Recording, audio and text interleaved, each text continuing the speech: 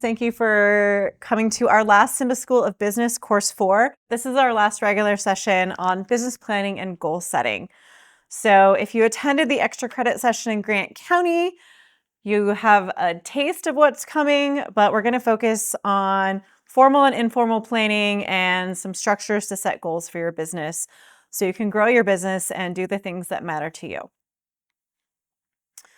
Today we're going to talk about SIMBA briefly and the WSMA, who is funding this whole entire School of Business series. We're going to do an overview of goal setting related to businesses. We'll talk about SMART goals, and then we'll talk about a second kind of goal setting called ATM goals. If you went to the Grant County event, you know I don't care what acronym you use or which method you use to set goals, as long as you use one that works for you. We'll talk about formal business planning. We'll give you some examples of goals that are relevant for small businesses. And then we're going to talk about some non-financial considerations when you're setting goals, because most business goals are related to, or what we hear at SIMBA are, I want to make more money, I want to grow my client base. And those are really important considerations, but what do you have to give up to get there? And then a review of resources and some Q&A. And as always, we will email you the slides. So if you've come to the other School of Business trainings, you'll know this, and you can probably recite it for us. But SIMBA is the Spokane Independent Metro Business Alliance. That's part of why I say SIMBA, because sometimes I get tongue-tied and can't say all of those words. But right now we're in Grant County. We're in Asotin County. We're in Clarkston. And we actually work in 13 Eastern Washington counties, almost all the way to the Cascades, but not quite there yet. And so while we started in Spokane, our focus is broader. We are a 501c3, and our focus is education. We think that a strong, locally focused economy in Spokane and Eastern Washington is the best way to grow our region. And we do that primarily through education, through direct support, one-on-one meetings with our staff and contract team, and also through advocacy. If you want to look into our advocacy work, where we advocate for issues related to small businesses, the first place to look is our blog, join our newsletter, follow us on LinkedIn. In addition to group trainings like this, we have a video library of resources. I think we have 18 different trainings on there on different topics now. We also do one-on-one consultations that are no charge to you, everything from setup to stay up to transition out.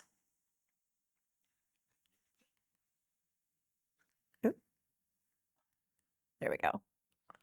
So WSMA, who is funding us, is the Washington State Micro Enterprise Association. They are also a nonprofit, and they fund other nonprofits like SIMBA. They refer to groups like SIMBA as entrepreneur support organizations, groups that work with small businesses. So they provide us funding to do the economic development work for small businesses across the state of Washington. We have been very fortunate to receive a number of grants from WSMA to run some other programs. So if you came to our Get Your Gig Right series last year, or the small business wellness exam that we also ran in rural communities last year, those were some WSMA-based funding sources for us. WSMA also runs the Evergreen Business Link, which is a resource that's available. It's Evergreen Biz Link on the internet. It's an aggregator of resources and information for small businesses. The WSMA defines micro businesses as one that employs 5 or fewer people, including the owner. It's generally a business that doesn't have access to traditional credit, so things like large loans from a U.S. bank or other conventional funding at startup.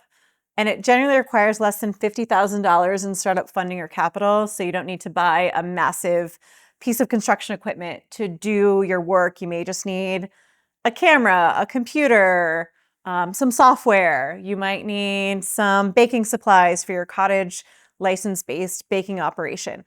Again, not large startup, the smallest kinds of businesses. In Washington State, micro businesses or micro enterprises employ more than 600,000 people. That stat is from 2022.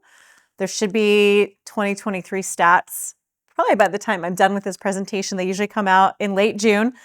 Over 85% of the businesses in our state fit that definition.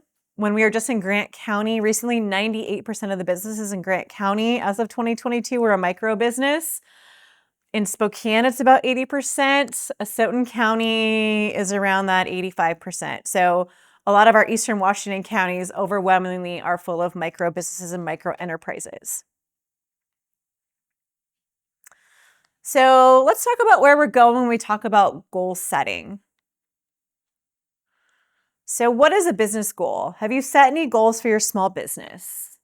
Is that starting your business? Have you gotten your business license? Have you gotten a client or customer?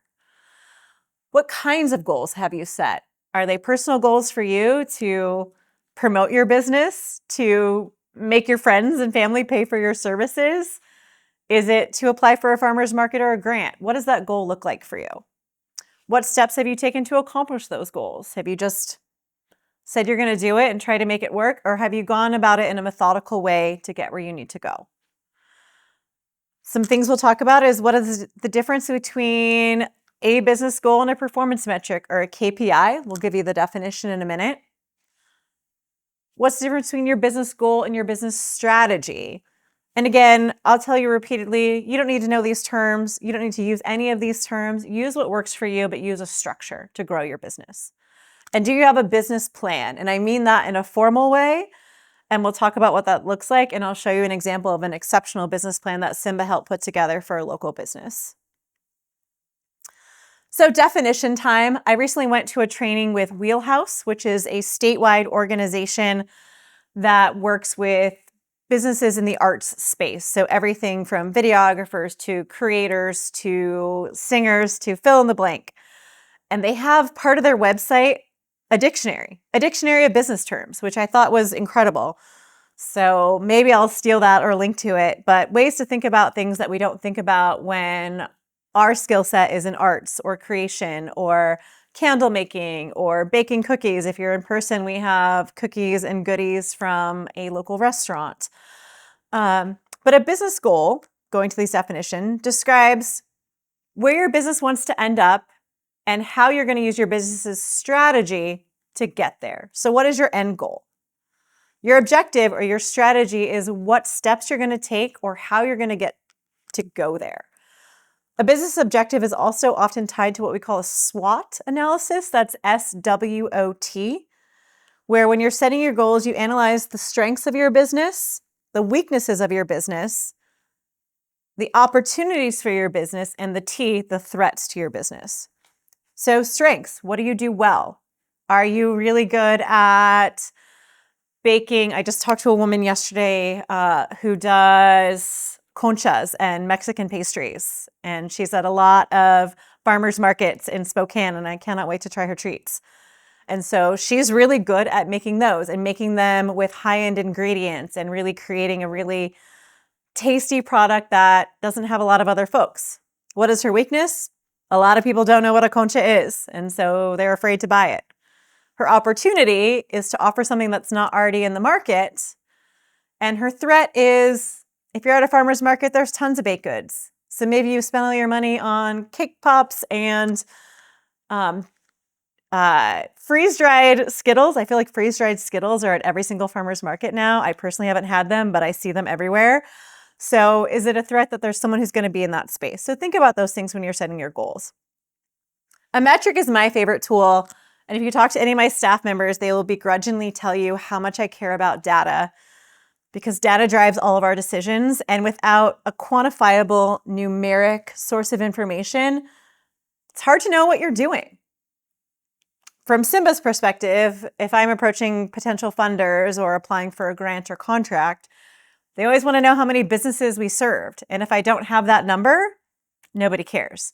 So for you, setting a goal for your business, you should have a goal in mind that is quantifiable, that you can put a number to. I don't need you to do math. I know a lot of people shut down when I start talking about math or finance. But if you want to grow your social media presence, for example, to have more advertising for your business, then perhaps you want to raise your account to 500 people following you versus 250. So you need to know what that number is. So some kind of metric that works for you based on what your goal is. KPI is just another way to measure a metric. It's an acronym that's really common in a corporate space. It's a key performance indicator. Every business is going to set its own KPI based on what goals they're trying to achieve. So KPI is just a kind of metric. An example of a KPI is gaining 10 new customers this month. You need to know how many customers you had last month if you want 10 more, but knowing what they are is what that looks like. Again, the KPI or any kind of metric has to be quantifiable, meaning used in a number. Quantifiable, something that can be measured by numbers, measures things that are, you can calculate. I don't like that I use a definition that includes the word in it, but something you can calculate, something that you can put to a metric. Is it a percentage? Is it 15 more? Is it $100 more? Is it $1,000 more? Something measurable. Qualifiable goals are goals that are important for your business, and they're really important for the narrative or story about your business. They're important for your website. They're really important for your social media. And if you missed course 3 on social media, SEO, and marketing, that is up on our YouTube right now.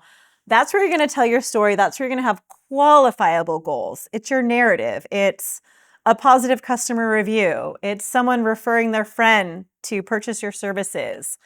It's a repeat customer. It's someone writing a post on Google saying how great your food is and that they can't wait to come back. Your business strategy is how you're going to get to your goal. So let's say your goal is to increase customers by 10% for the quarter. So January, February, March of the start of the year. First of all, you need to know what that number is and what 10% more of it is. But what are you going to do? Are you going to have a sales promotion? Are you going to do a giveaway? Are you going to do a sale? Are you going to do more marketing? What are you going to do to increase your customers by 10%? So that's your strategy to achieve your goal. Your business plan is not necessarily tied to your goals, although it's what you would use to formulate your goals often. It's a formal or sometimes informal written document. And when I say writing, I don't mean committing it on paper, in a notebook, in cursive, but typed in some kind of legible format about what your business does, who owns your business. This is where you tell your story. This is where you say you have 20 years of video editing experience, and that's why someone should hire you. What you hope to achieve in your business, where you're going to go, what service you're going to offer, what's different, and how you plan on getting there. A good business plan is always going to include actual financial data, or if you haven't started your business yet, or you have some new line of business you're going to start offer. You're going to go from retail to wholesale, some projected data to get you there. We just did a training the day after our Grant County session at the New Tech High School in Spokane, which is a skills-based high school for their students in marketing and film, which definitely wasn't a thing that you could take when I was in high school. And they were all sitting in a room. Everyone had a computer at their desk. Everyone had a massive monitor, so I really couldn't even see their faces at their desk. And I told them when I was in high school that we didn't have cell phones, and I wrote on paper with a pencil in cursive. And I think some of them just stopped listening at that point, but they were super engaged. So that written business plan is whatever written way that works for you. So one of the ways to set goals is SMART goals. I like it because it's an easy acronym, and it's really kind of one of the most common ways to go about setting goals, to give yourself something to look at. So a SMART goal is something that is specific, measurable, achievable, relevant, and time-bound. Specific is something that is clearly defined and not vague. So it's not, I want to grow my customers. It's, I want to grow my customers' spending by 10% this year compared to last year. Not, I just want to make more money. I want more customers. I want more social media followers. I want more people to talk to me at the farmer's market. It is a real clear goal. You can have multiple goals. You might want to grow your customer spending by 10% and also grow your social media by 10%. Two separate goals, but something you can measure. Because if you just say, I want to grow my customer base, how will you know you achieved your goal? Is that one new customer? Is that 10? If you don't know what your customer base was last year, how do you know what that is? Your goals have to be measurable. That's where that KPI or metric comes in. So give yourself a criteria for measuring and tracking. You can do it on a spreadsheet. You can use your financial software, your Xero or QuickBooks or Zoho or FreshBooks, whatever platform you're using, to actually figure out if you're making that goal. Track it however you like. Achievable is a goal that's realistic, and there's a typo there, and within reach, considering available resources and time. So if your business sales last year were $50,000, don't set yourself a goal to make $1 million this year, especially if you're a small business in Eastern Washington. You've got to do some crazy things and make some massive sales to get there. But if your sales were $50,000 last year, maybe $60,000 is achievable. And what do you need to do to get to that extra 10K? Make sure you set goals that are relevant, aligned with your overall values and your long-term objectives. So don't just sign up for everything. Don't table at every event or sell at every farmer's market just because you think you should if that particular event is not tailored to your client base. So for example, if you don't work with children, maybe going to Northeast Youth and Family's incredible spring market that is geared towards children is not the best use of your business's time because you don't have a product to give to children. By contrast, if you run a daycare or you're in children's education space, that is a space you want to bring your business. So make sure you're doing things that make sense for your business. And then have a goal that is time-bound. Give yourself a deadline.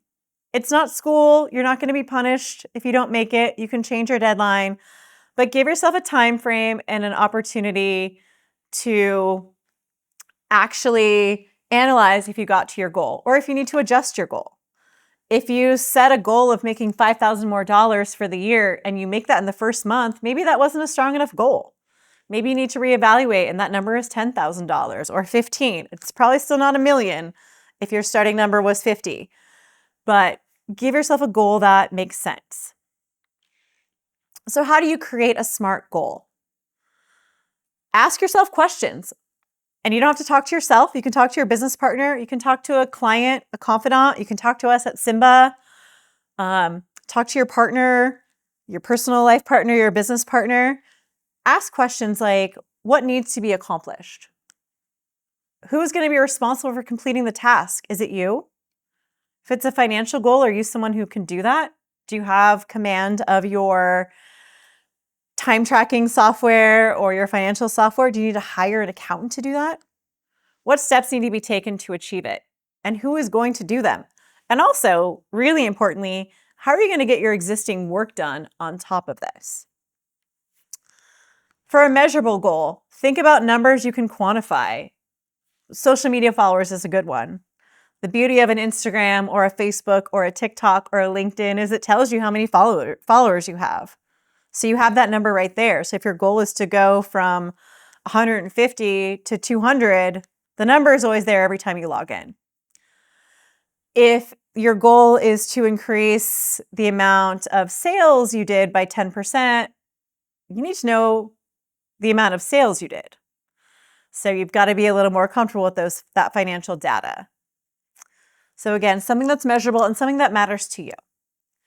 Achievable goals need to account for existing resources. What kind of goods do you need? If you want to sell 100 more t-shirts, you're going to have to buy 100 more t-shirts and screen print 100 more t-shirts. So do you have the time and resources to buy them?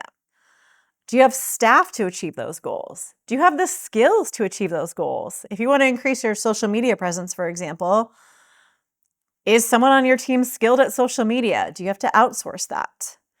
And again, how are you going to get your existing work done while adding new goals?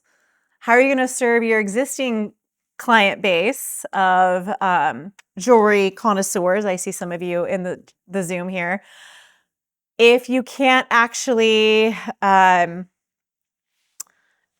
provide services to your existing customers. So how are you going to get the things done that you need to get done? Relevant, again, are going to be things tied to the big picture of your business. Growing a social media on TikTok doesn't matter if you don't have an online presence at your store because TikTok is worldwide.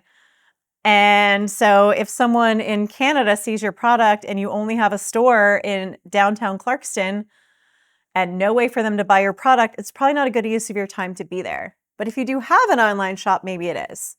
And again, give yourself a deadline. Be reasonable, be kind to yourself, because running a small business is multiple full-time jobs in one. You're in charge of everything. But give yourself a deadline and allow yourself to decide if it's a goal that's working for you, if you need to change it, if you've given yourself enough space. I'm going to grab water here and talk about another set of goals. ATM goals are just a shortened version of SMART goals.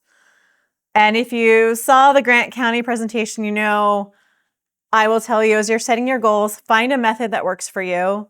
Use any acronym you want. Find a metric, find something to measure, actually measure it, and give yourself a deadline. And write it down or commit it to some kind of task board or a task platform, a set of Post-it notes on your desk, whatever works for you. Have something that works, but don't feel like you need to read every book about business planning, because at the end of the day, every business plan and goal setting for small business boils down to, what are you going to do? Who's going to do it? How long does it take? And how do you know you got there? So read all the books you want, but those folks selling business planning books, the Girl Bosses, the Boss Babes, the Tony Robbins, the TED Talks, all of those things are people whose sole way to make money is telling you how to be better at running a business. They don't run businesses themselves. They themselves are the business. And so if you really want to read all those books or get on all those YouTubes or TikToks, spend your time doing it, but get your books for free from Libby, from your local library. We're in a library space right now in Clarkston.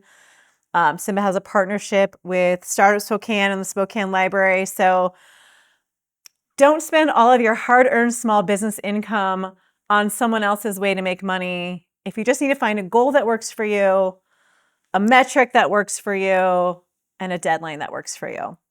But ATM goals, they're from Dr. Kylie Bragdon. Dr. Kylie Bragdon has a doctorate in education and a master's in organizational leadership. I might have had those flipped. She now teaches corporations and nonprofits how to do goal setting and business planning. She actually just helped SIMBA with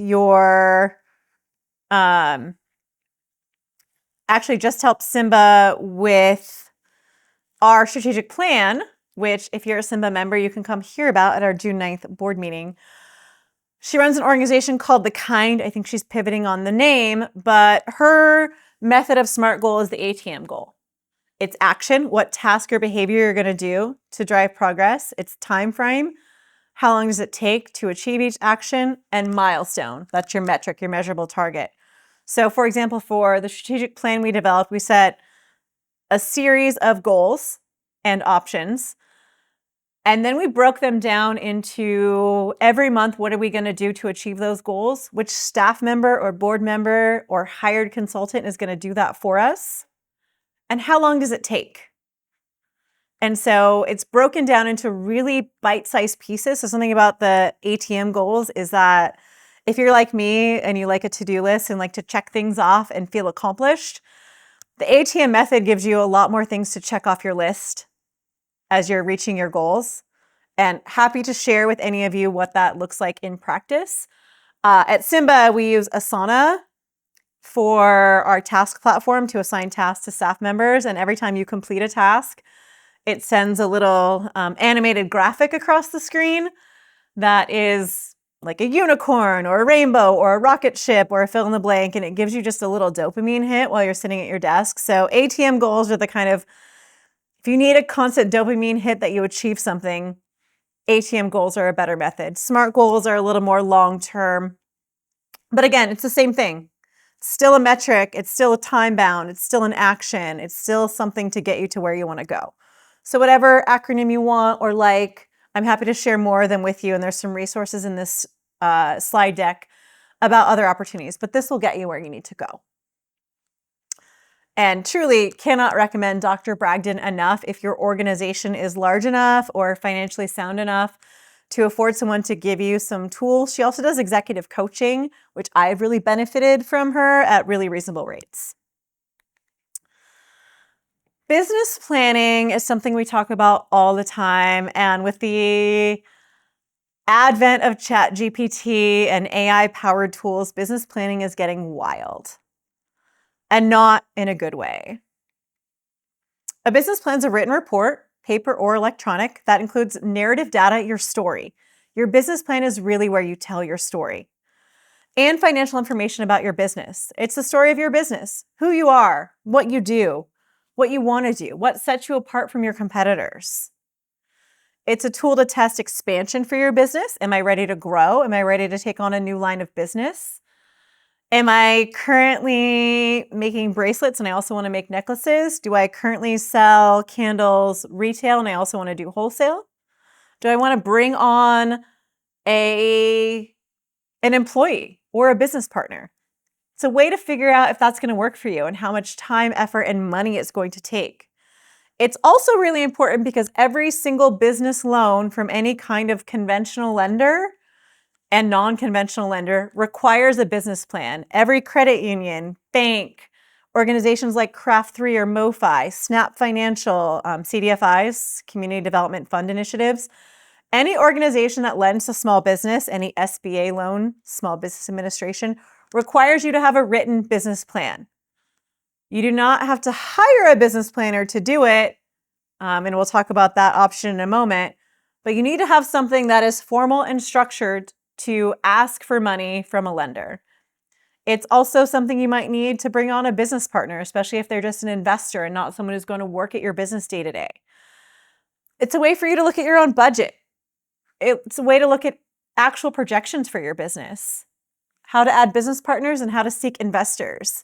That's kind of your Shark Tank model. That doesn't really happen for a lot of small businesses, but I was recently asked to judge on behalf of WSMA and give an award at Next Cycle Washington, which is kind of a Shark Tank for sustainable businesses in the state of Washington.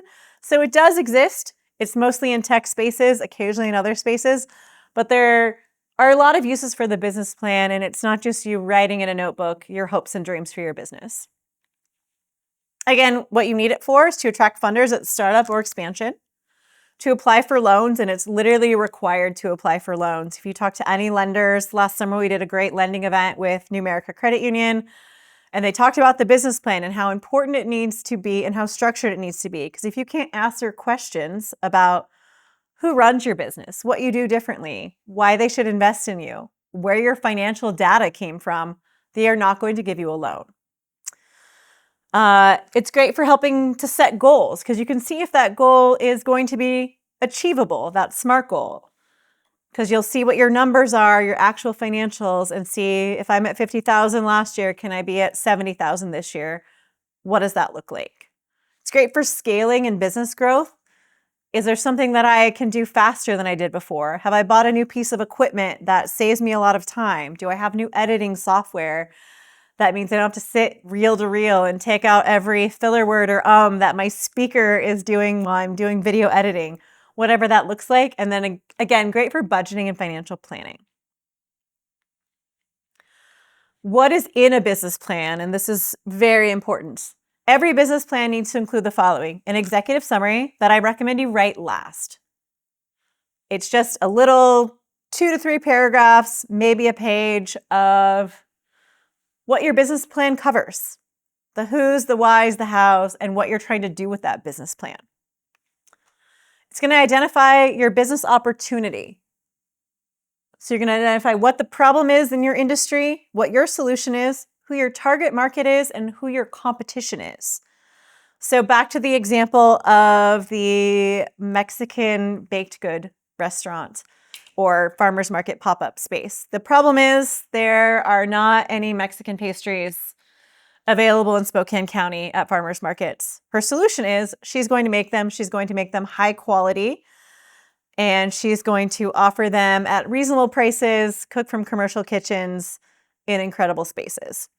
Her target market is people with experience and knowledge of Mexican pastries, but also people who want to try new things. There's a big foodie culture in Spokane specifically. So people who want to try new things.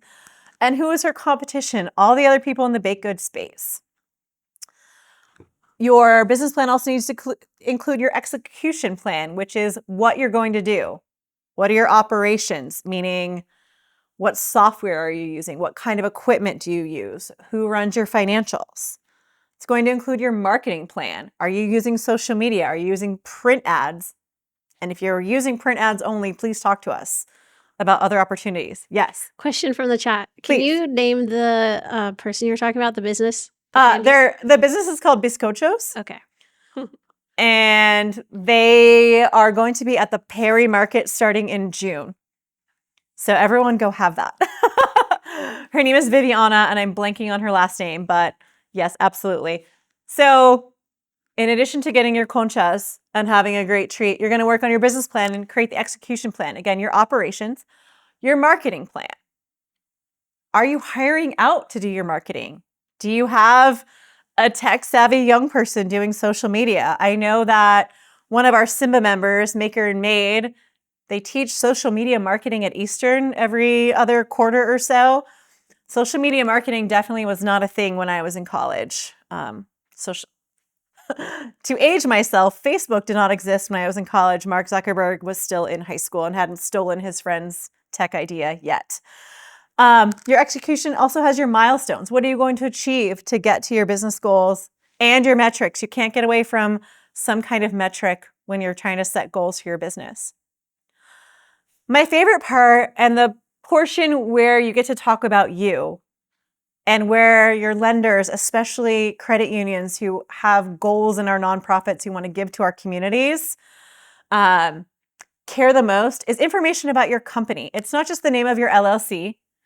It's not your name, but it's the ownership. It's the structure. It's who you have as management, who you've sought and as an advisor, and your story. The business plan I'm going to show you, I'll tell their story for you when we get there, but oftentimes a lending decision comes down to, do we think you can achieve it? And lending decisions, if you talk to the folks at Snap Financial, we always talk to them and send folks there to get business funding when they're starting out or they're not quite ready to get a business loan from a credit union or a larger bank, is tell me your experience in your industry. And we get so many people who saying, I want to open a restaurant. And everyone thinks they're a great cook. And we've all had potlucks at work where not everyone is a great cook. And so one of the things that has to be in your business plan is your experience in your industry. If you've never had restaurant experience ever, you're not going to get a loan. But if you've maybe worked back of the house, front of the house, have done some management, maybe you're not the one cooking, that's enough experience in your industry to get you ready to get that loan. So the information about your company part is where you're telling your story. Your financial plan is just what you think it is. It includes the forecast of your financials, your actual or projected financial data, and that SWOT analysis, strengths, weaknesses, opportunities, and threats as tied to your financials. And your pitch. This is your Shark Tank. The elevator speech, we used to call them, the 2 to 3 minute, maybe 60 seconds, because all of our attention spans have changed since the pandemic, of who is my business? What do I do differently? What would I tell Mark Cuban if he were sitting here and wanted to buy 41% of my business for $100,000? What can you tell someone about you? How do you create a business plan? You can write one your own. You can take these slides and fill in the data from the deck I gave you. You can download a template. This template that is linked here is from SCORE, which is the Society of Retired Executives. It is what it sounds like. It is a group of retired executives nationwide who do small business advice. They're really great at mentoring. They're not as great at things like social media marketing, just because if you're retired as an executive, you're probably not someone who relied on social media at your business. You can hire a business planner. I did some pricing in our region. If you're hiring a business planner in Eastern Washington, I don't know if there's one in Clarkston, but I know of some in Spokane area and a few in some of our other counties out here. It will easily run you $8,000 to $10,000 at a minimum for them to write your business plan. It will be an incredible business plan. It doesn't mean it's going to get you a loan. You can use AI. However, and I said this to the high school students at New Tech, Never, ever, ever let AI be your author. AI is not a creator. AI is not a writer. AI is not an actor. AI is a tool. It's a great tool if you're not great at writing.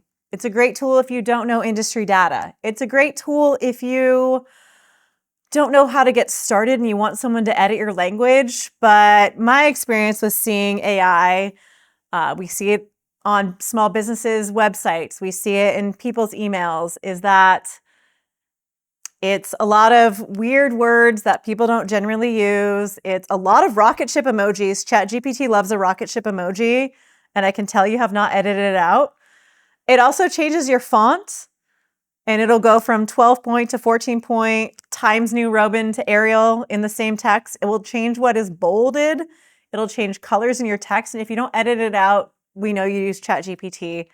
And again, if you're asking someone for money, which is the primary purpose of a formal business plan, they're going to want to know you put some effort into it. So use it as a tool, but don't use it yourself. You can also gratefully have SIMBA help you using a tool called Live Plan. So this is a business plan that SIMBA created with our client, the Rosalie Murray Foundation. So the Rosalie Murray Memorial Foundation was started by the Murrays after their daughter died of some developmental disabilities when she was very young. I think she was 3 or 4. And they decided one of the things that they wanted to do was dedicate their life serving other parents who had gone through similar things. So they created a foundation to set up early learning opportunities for children with disabilities. And what this plan is about is part of that program called Birdie's Nest, which is a daycare that is designed for kids receiving treatment, kids with disabilities, people who need early or late drop-off, people who need care on the weekends, people who need to deal with care around medical appointments. And so they needed a business plan that we did January of this year, finalized it, to seek funding for this. And I will say they received a multi-million-dollar grant to break ground on this childcare center. And so this business plan was created with Live Plan, which is software that SIMBA has that we offer at a very low rate. It costs us thousands of dollars. It's much cheaper than hiring your own plan, but we will guide you through this and create plans that look like this. If you're a SIMBA member, you get access to this for free. But business plans to get you the lending, get you the business partnerships, give you the formal thing you need, especially if writing isn't your strong suit. I will say the folks at the Rosalie Murray Foundation, writing is their strong suit. The woman in charge of it is Julie. She is a former educator and former higher ed leadership person. So she wrote incredibly well. I just provided input on financial data, but we've created the same kinds of plans for folks who don't have all those tools. So it includes contact information. A table of contents is created, so you're not formatting things. I know I always try to create table of contents in Word. I know everyone uses Google Docs now, but the formatting gets wild.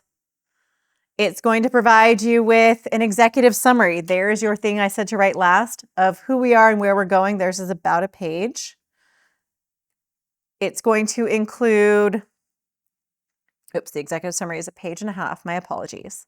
Here's their opportunity, their problem, and why they're going to solve it, how they're going to solve it, what that looks like, where they're going to go from here. It's also going to include their solution, why they are different. And my favorite part of the solution coming up here is, and my apologies for not paging down to this, their target market. And there's a chart that the software can generate showing exactly who they are, what they do, and who their competition is, which is fantastic. And they are able to create these checkboxes of why they are different and what it looks like and why their services are going to be what someone needs. They talk about analysis of their actual competition. That's something that we talked about them a lot with. Who in the space, in the region is a competitor of theirs? What is better about that without denigrating them? Why they are different. This is not a space to talk poorly about your competitors. It's not a space to say bad things about people in business. It's a space to say, they do this and they do this well. Here's what we can do differently and better. Here's why we are who you should fund. I will skip to this next page here. Here's the execution part. This is what their marketing plan is. How are they going to get there? And again, it's very detailed. You don't have to be able to create this kind of content. The system has detailed targeted AI tools, not your chat GPTs with your rocket ship emojis, but prompts and industry data. It pulls in industry data specific to your industry to give you the tools to find out what you need. What their sales plan is, which is not the same as your marketing plan. How they're going to price things, how they are going to come up with their revenue, how they are going to close that deal once they get the information, the marketing plan out in front of people. How they're going to run their business. Operations includes their location and facilities. Maybe for you, your location is everywhere because you work remotely. Maybe you go see your clients instead of them coming to you. Maybe you have that brick and mortar. What technology they're going to use. And for certain small businesses, you don't need a lot of technology. If you're doing business consultation like us at SIMBA, we need a CRM, we need a calendar, we use Zoom, but we don't have a lot of high-end tools. We use Canva, which is a great tool for social media marketing, but we don't need a lot of tools. But if you're in video production or web design, or you're creating marketing materials for someone else, you're going to have a lot of high-end tools. If you're in a restaurant space, you're going to have a ton of tools and equipment. You're also going to talk about your goals. And for the Murray Foundation, it's finding a location and finding their matching funds and hiring their architect and building their building and all those things. You don't have to have a dozen goals. You might have 5 goals. You might have 2 goals. But it's going to be tailored to what your business is. And you may have different business plans throughout different stages of your business. You might tailor them differently for different industries or different, private funder versus a credit union. But you just have to have a set of goals for you. They have their key metrics, what things matter to them, right? Who are we going to hire? How many people do we need to hire, full-time or part-time? How often they're going to send out a newsletter? How many times they're going to have an interview with a potential client who's going to purchase their services. Metrics can look like that as well. It doesn't have to just be a sales number. And they've got their financial metrics.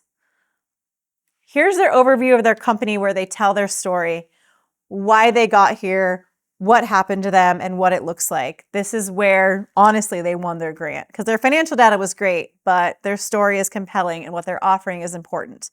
So this portion I view as the most important part of your business plan, especially for non-traditional lenders or folks like credit unions who care about funding the community. They want to fund a project they can get behind, that they can talk about, that they can support. And so this is where the real meat of your story happens. This is where your qualifiable narrative data comes out.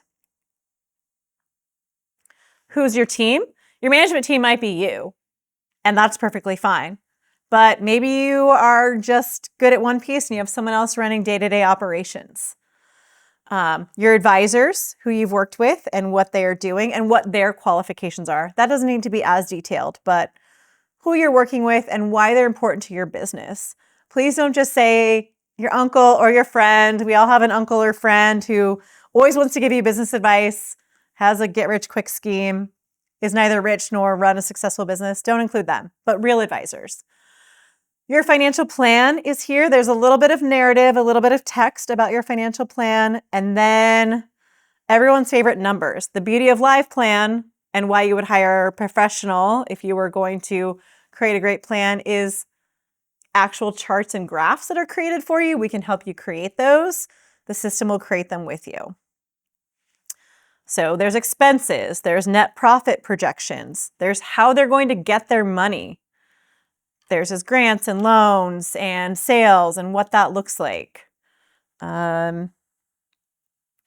Financial statements, which we had a great training with the Jasmine Group for School of Business Course 2, and we've done some other financial trainings, but this will project out your profit and loss statement, your cash statements, and the other things that matter to you. The rest of this deck is a set of, other financial statements and then some attachments and some notes. But this is a beautiful PDF that they can download, they can print, they can share with other people. And this is something SIMBA can help you create. question.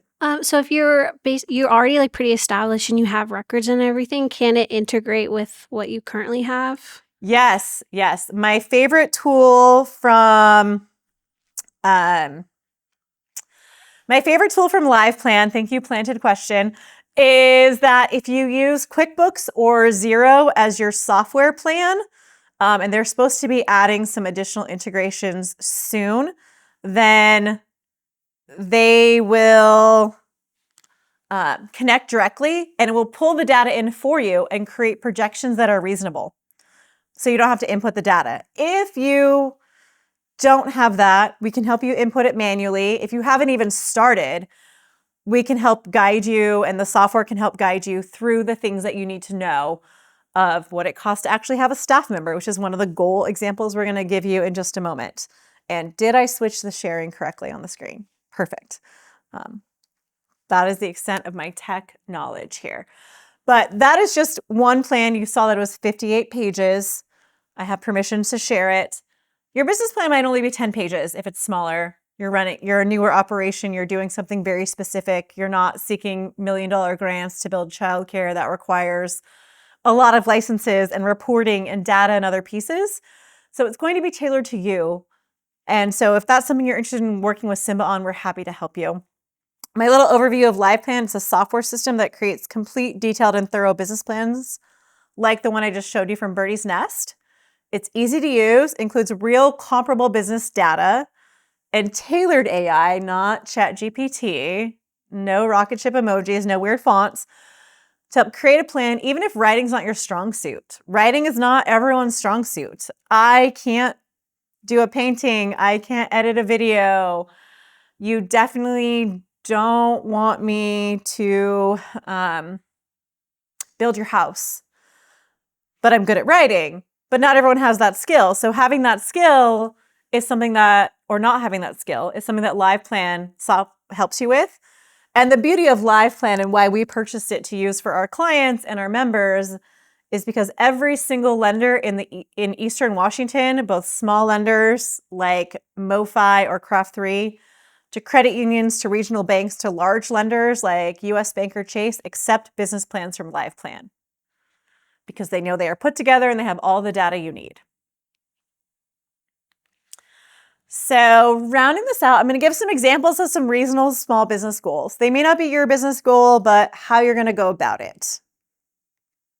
One of the most common things we talk about at SIMBA with clients is, I think I'm ready to hire an employee. What do I do?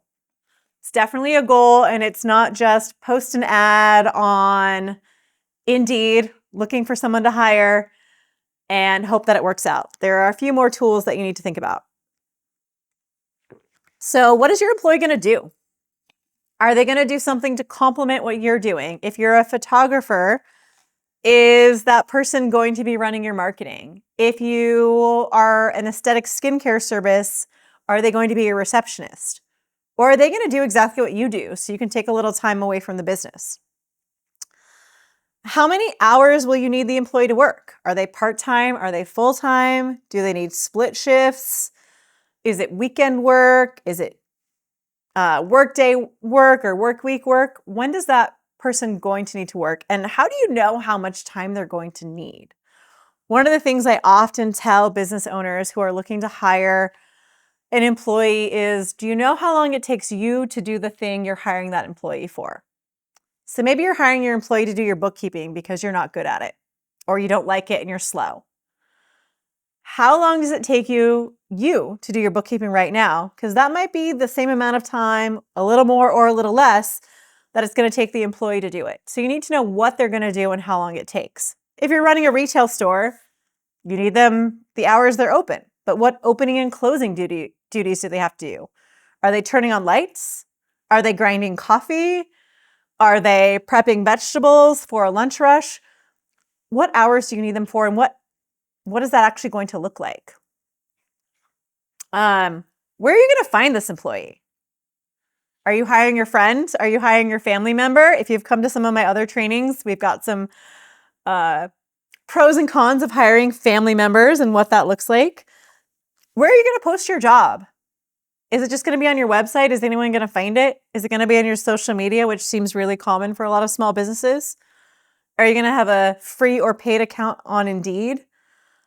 We posted a job not terribly long ago, and we used Indeed, and you get a lot of what seem like bots applying for your jobs, with names that seem made up and colleges that maybe don't exist. We didn't pay for the paid version, and maybe that edits out the bots who are applying for my job in Spokane. But where's that job being posted? If you're hiring college students, are you posting on Handshake? What does that look like? And is the person you want to hire going to find you there? What kinds of skills or training does the employee need to have to apply for the job, and what skills and training will you give them? I like to think things like being on time, being responsive, being a team player are skills that are hard to ask for in a job posting, but harder to train versus I can show you how to operate our CRM. And again, how much training does the employee need to start the job? Can they start day one without supervision? Do you have to be in the store or in the space with them all the time? Can they work remotely? Those are things you need to think about when you're setting a goal of hiring an employee. What you really need to think about, and what small businesses often don't think about, is what does it cost your company to have an employee? Because it's more than just item one, what their hourly or rate or salary is. It's way more than that. What is your workers' compensation rate? So if you've never had an employee and you don't have workers' compensation for yourself as an owner, you haven't paid this yet.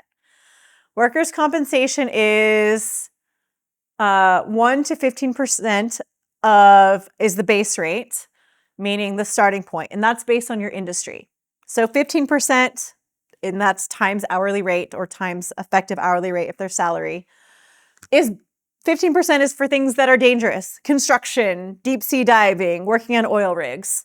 1% is sitting in an office doing business consultation, not a lot of risk there.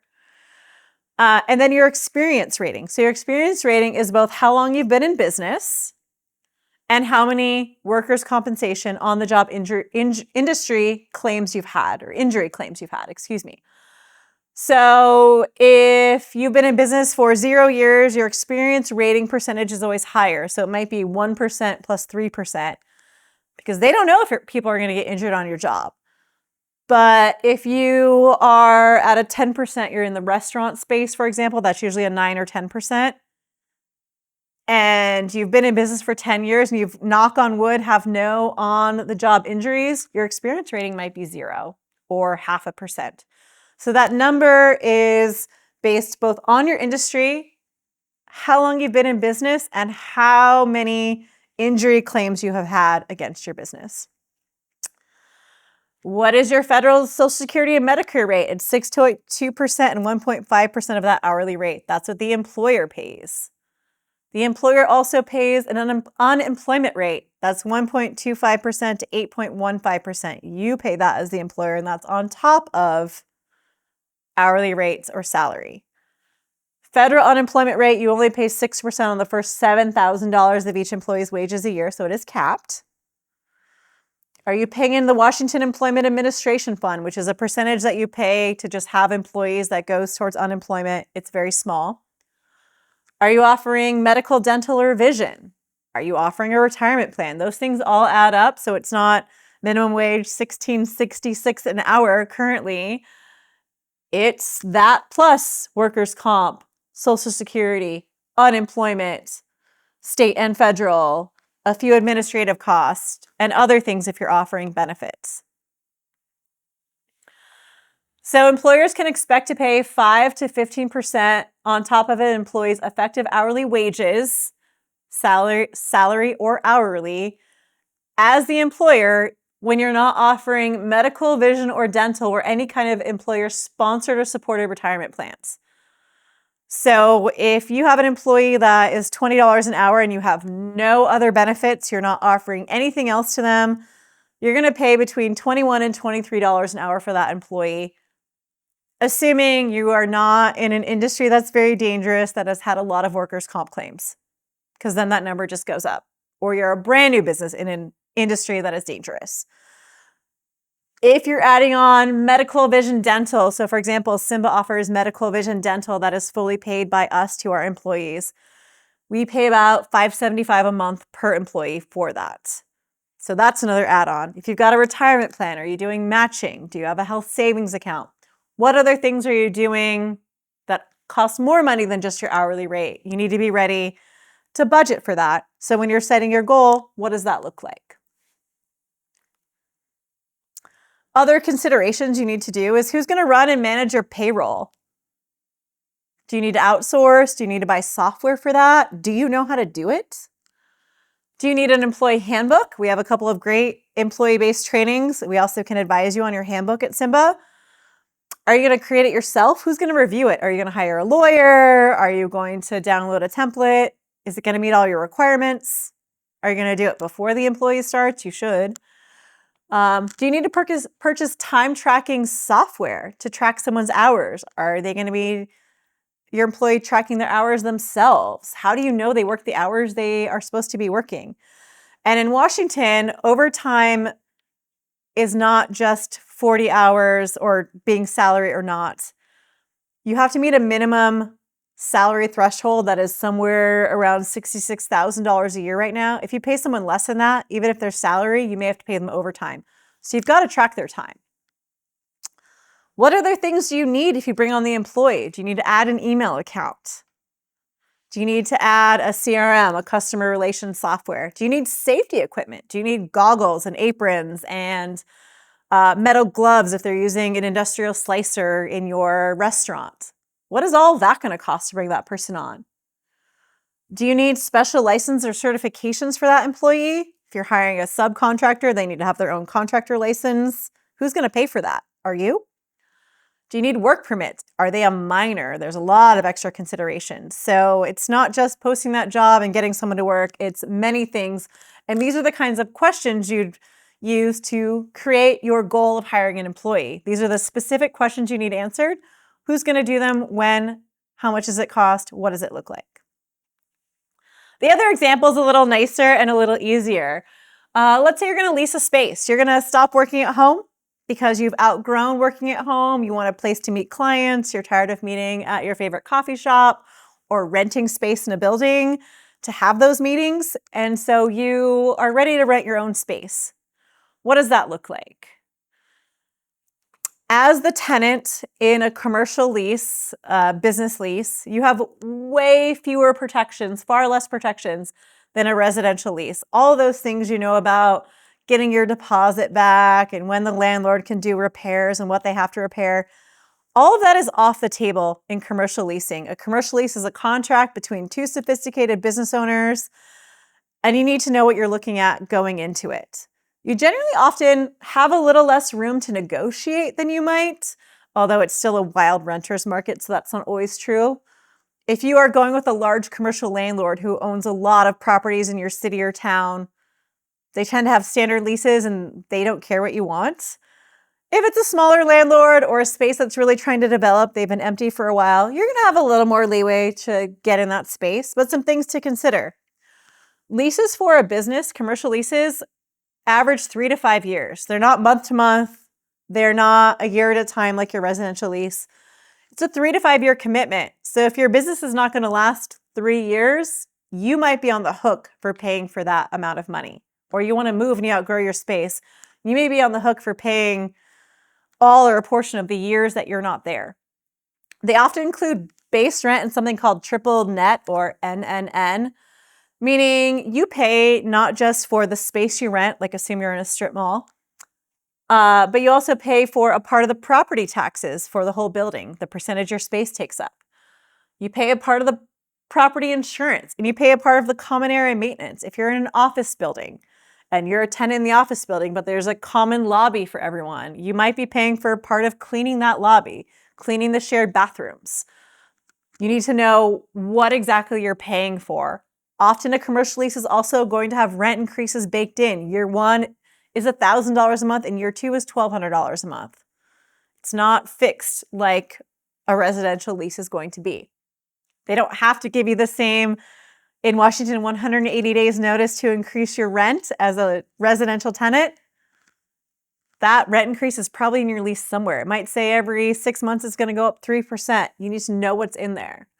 If you take anything away from getting into a lease and getting into a space, it's read your lease, read your lease, read your lease. There might be rates if you're a holdover tenant. If you stay past the end of your lease, if it's 3 years and you don't want to move out, your rent may increase automatically. That might be in your lease. One thing about commercial leases is they don't always require a security deposit. They may or may not. They've kind of baked that into the rate often, so you should know about that. Most importantly, you as the business owner, even if you have an LLC or a corporation, is likely going to be a personal guarantor. You are guaranteeing that that lease is going to be paid. What does that mean? That means if your business shuts down or doesn't make enough money for the month, you've signed on to say you and your personal assets will pay for that lease.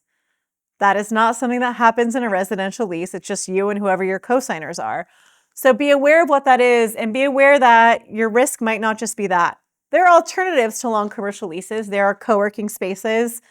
There are buildings, I can think of a few in Spokane, that have some more flexible tenancies as you're figuring it out. There are the Burbity spaces or the fellow co-working where maybe you have a desk or an office and some conference space you share if you're not quite ready for this large of a lease. Other things to consider also if you're signing that lease, if your goal is to go from your house to your own standalone business, or your goal is to go from working every farmer's market. One of our board members is Mountaintop Mentality. I think they work every farmer's market that ever existed in the state of Washington for every season. Maybe they want their own store, so that's also why they might get a lease. You need to know what the permitted uses are for your space. I was just at my hairdresser's in Spokane a couple of weeks ago, and a tenant has moved in that next door that has some uses that are conflicting with her use, and she's not sure if she's talked to her landlord about it. So find out what you can use your space for. Something that's really important to know about is exclusive use clauses, especially in strip malls, larger development spaces.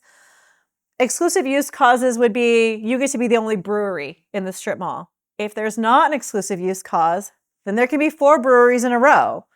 And maybe yours isn't the most successful one and you've got too much competition. So know what that is. You need to know maintenance and janitorial clauses. Generally, someone's not taking out your garbage at your office. SIMBA works out of the Saranac building in Spokane, which is like a community building for nonprofits. We all take turns cleaning the community kitchen. It's like 2 weeks a month, but it's our responsibility. So who's responsible? And maintenance. Is someone going to change the lights for you? If your sink backs up and if you have a sink in your space, are you responsible for hiring a plumber or are they? It's not the same as a residential lease. Can you make tenant improvements? Can you build walls? Can you make cubicles? Can you make changes or does the landlord have to approve them? Can you assign or sublease a part of your space to someone else? A really important one is nuisance and noise clauses. How late can you be open? How loud can you be? You don't want a brewery in a space that quiet hours start at 5 p.m. You don't want to run one of those axe throwing spaces that seem to be popping up everywhere. It's like the same as a coffee shop now in Eastern Washington. If you can't have the sound of axes clanging off a wall after 2 p.m., right? Your target market is louder in the day. You don't want to run a daycare where there's a no nuisance, no noise clause because that's a rowdy space. Research your landlords, research your lease, talk to someone about it. And what I think are the most important things when you're setting goals is giving yourself a little space, non-financial considerations. At that same wheelhouse training I was talking about, Megan Kennedy, who runs Rogue Heart Media, was talking about setting goals for her business and how she didn't want to grow her business too big because she wanted to watch her kids grow up, because she wanted to be a part of her community. She wanted to serve on some nonprofits. She is currently the president of the North Monroe Business District. She wanted time to do the things she wanted that weren't just making money, because that takes time. It wasn't just running her bookkeeping. It wasn't just doing more video production, more marketing. That's what their company does. It's having that work-life balance, We talk about work-life balance a lot, and small business owners know that you don't just get to come to your job and do just your job. You have to come to your job and do your job and also be the bookkeeper and the janitor and sometimes the marketer. And maybe you're also the maintenance person. And possibly you're lugging your tabling supplies into that farmer's market. If you're adding all these goals in and not adding an employee, which as we talked about takes a lot, are you going to forfeit something else that's more important to you? Your sanity, your emotional well-being. So some reflection questions for you to think about as you're setting goals. How many hours will our business goals take you to accomplish? Not the other people, you. As the owner, even if you're assigning the task to somebody else, you're ultimately responsible. So how much time are you putting into this? How many hours is that going to take away from or add to your existing work? Are you going to not be able to serve your clients to the level you want to serve them as you currently are because you're spending all your time on these goals? So then you lose customers that you already had who were loyal to you because you don't give them the personal attention you used to give. How many hours are you going to have to work beyond your normal workday? And when I say normal workday, that's normal workday for you. We work with a lot of creatives who work nights and weekends and undesirable times, or folks in the restaurant industry or the food industry or the bar industry, wild hours. But how many extra hours beyond your normal workday is that going to be for you? If you achieve your goal, 10% more revenue, can you sustain it? How much is it going to cost you to stay at that level? Is it worth it? Is your customer service going to suffer? Is your business culture going to suffer? Are your employees going to suffer if there's too much work to do and not enough? Is your family or personal life going to suffer? Are you just going to be tired and burnt out and not want to do it anymore? Think about those things as you're setting your goals, and I really think they're more important than making a little more money because it usually takes a lot more work. So just a few resources and time for Q&A. Guide to paying your family members if you're going to hire a family member. That's not advice on how hard it might be to work with your siblings. I have 3 sisters. I can't imagine. But what you have to do if you have a family member working with you, and these are all live links. Guide to employing minors if you are hiring a minor at your business, the hours they can work, the things they can do. My first job was at a Wendy's. I think some of these rules got adopted after. I worked in the 90s at a Wendy's because I definitely was operating like an industrial tomato slicer, and there was still a salad bar at the Wendy's I worked at. I don't know if the things I was doing as a 17-year-old I would be able to do now. There's a great guide to SMART business goals. It's many pages long. It's really detailed. It has exercises, a workbook from the University of California. There's a Small Business Administration, the SBA, who provides small lending, guide to writing a business plan. So if you want some more tools, you want to get started yourself. Harvard Business Review's guide to writing a winning business plan. Harvard Business Review also has another guide about SMART goals, that's just a bullet point one if you want a more condensed version, but the University of California guide is really a great resource. All these are free resources. There's not paywalls to them. And then get help with us, whether that's me, whether it's one of our staff, whether it's a member of our contract team or folks we refer you to. You can schedule a one-on-one consultation on anything we covered today or anything you need to know about your business. And if we don't know it, we'll connect you to the right person. Completing a short intake form. You can attend a SIMBA group training session like the one you've attended today. If you come in person, we always have food, and it's always from an independent and local business. And we try to diversify, so we've got good treats, and the staff and video team always get to take extras home. You can find those group training sessions on our event page, on our Facebook, a number of other spaces. You can go to our YouTube channel where we have a small business training playlist, if you will. I think there's 14 to 18 trainings on there. So if you miss something, need a slide, need information, it's going to be there. Watch us from the comfort of your own home on demand. It's us, any of the outside speakers we've had, fill in the blank. Follow us on Instagram, Facebook, and LinkedIn for business tips, event information, and more. Subscribe to our monthly newsletter. It only comes out once a month. I don't make as many cat puns as I used to, but they're always there. I just put out a newsletter this month and no one has commented about my comments about Rihanna never releasing an album, so I'm kind of disappointed in that. The other thing that's not on here because it is forthcoming is SIMBA is doing a podcast with Spokecast in Spokane. You will hear from us and other small businesses. You'll get information about running your business, tips from people in your industry, things people appreciate about what they're doing and how you can connect with them. It is going to be released, the first episode, later this month. I believe we settled on the title of Lion's Lair. We did a poll and that won by a cat's paw or two. So that is coming. Questions from anyone, Zoom, in person or otherwise, or my talented staff team. Laurel said that she loved your Rihanna. I knew remark. Laurel would love it. And so did Jen. Yes, thank you. So thank you for noticing that. We'll probably cut that out of the video, my personal affirmations. As always, these videos get up on our YouTube after our talented team edits them and gets rid of my tech nonsense and some of my comments that are offhanded. You'll get the slides in a couple of days, and we look forward to seeing you soon. Thanks so much.